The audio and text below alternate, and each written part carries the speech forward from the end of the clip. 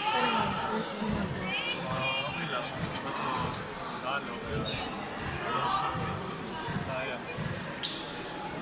Kamusta yung experience mo dun sa, ano, yung against sa big man? Yun nga, sobrang saya ko na makuha ko yung opportunity na makapag-iwan.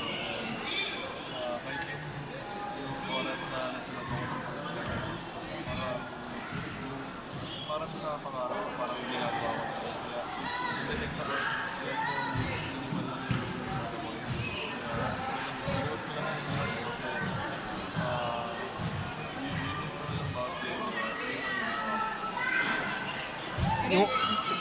Against Lebanon, sa tingin mo saan kayo nagkulang as a team?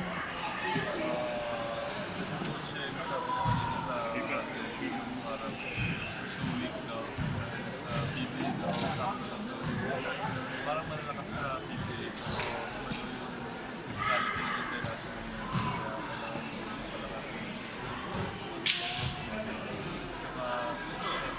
sa international level iniwan mo na po friend at isa naman talagang swak kasi sila parang nag-adjust kaya sabi ko kasi isang ilang araw na nakapag sila talaga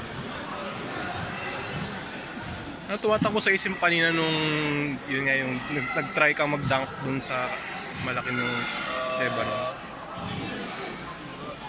sayang. Naisip ko sayang kasi parang yun yung ano kayo, yung chance ko tapos wala. Kaya ano sabi niya kanina? Ano sabi niya kanina? Usap kayo nung after nung buzzer eh. Sabi niya mas mahaba daw ako sa kanya kaya sabi niya pag hindi daw ako nakastay yun daw yung time na parang nagkakaroon siya ng sa akin.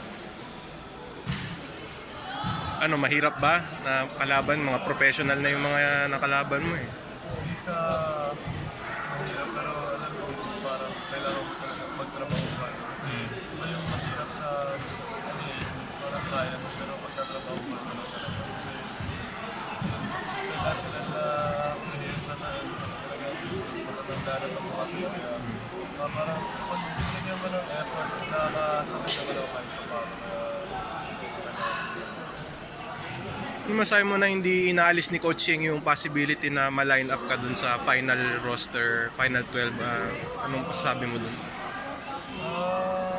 Masaya ako dahil kahit pa paano ayun nga, nakakilala sa isip pa rin ako dito kasi ako naman ako sa kanya na sinaman niya ako sa Pilipinas and dahil sa kanya marami kong tutulong sa kanya at sa mga teammates na binigyan niya ako ng maraming opportunities para magiging Thanks, Kai.